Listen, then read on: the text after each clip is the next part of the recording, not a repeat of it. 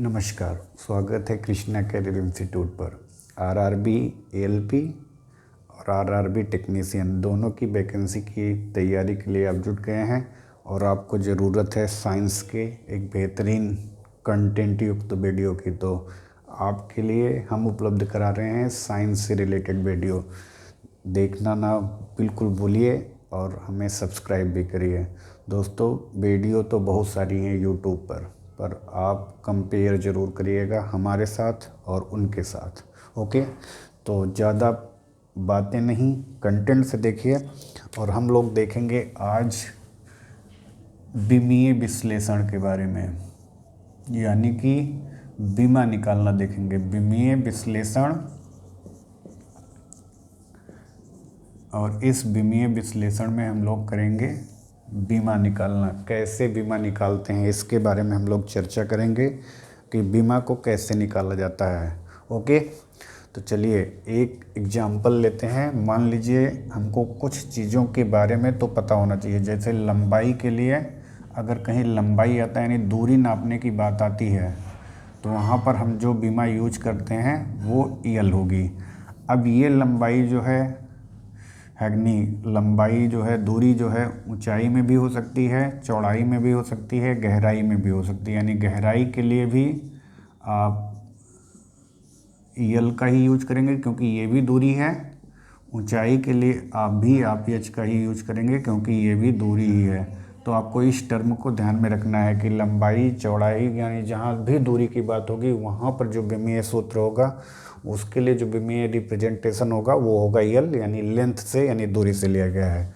और जहाँ पर मास की बात होगी यानी द्रव्यमान की बात होगी वहाँ पर जो बीमीय सूत्र होगा वो होगा एम। ओके, जहाँ पे टाइम की बात होगी, समय जहाँ कहीं भी होगा वहाँ पर जो हम सिंबल यूज करेंगे टाइम के लिए वो होगा टी। ओके, अगर हम करंट के लिए देखें, विद्युत धारा के लिए तो वहाँ पर हम उसके लिए बीमीय सूत्र का यूज करेंगे ए। और ताप के लिए देखें तो फिर थीटा। तो ये चीज़ें आपको ध्यान में रखनी है।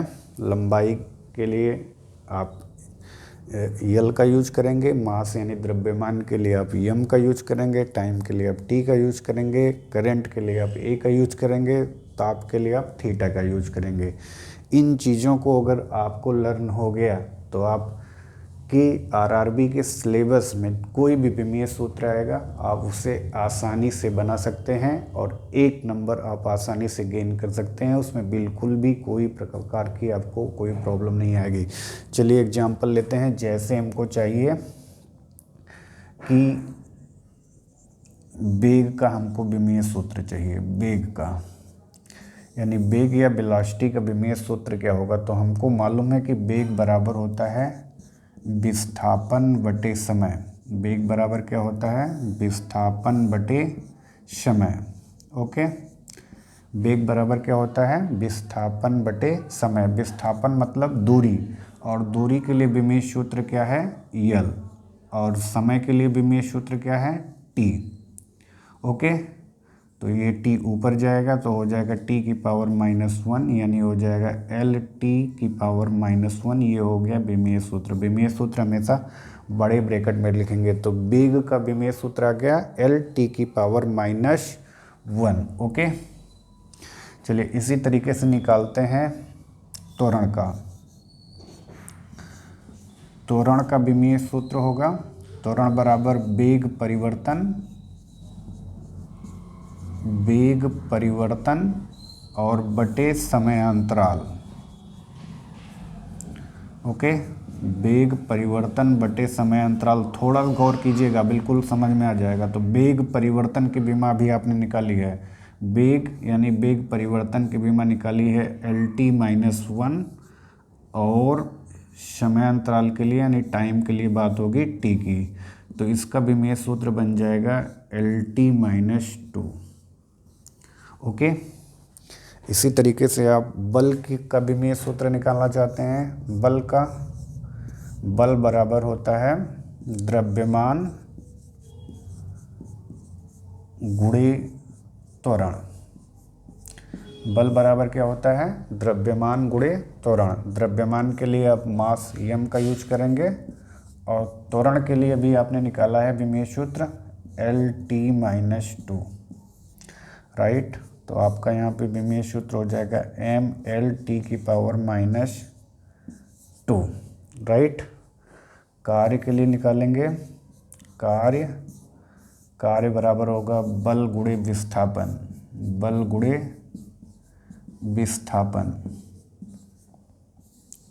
तो बल का विमेय सूत्र आपने निकाला mL_T-2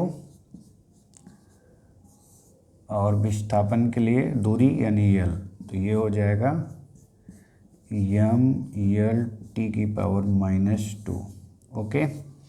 तो इस तरीके से अगर हमें कोई भी राशि के बारे में उसका फार्मूला पता हो तो उस फार्मूले की सहायता से हम आसानी से विमेय सूत्र निकाल सकते हैं। बहुत ही आसान है।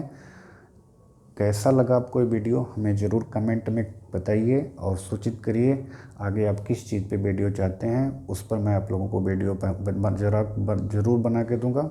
जय हिंद, धन्यवाद।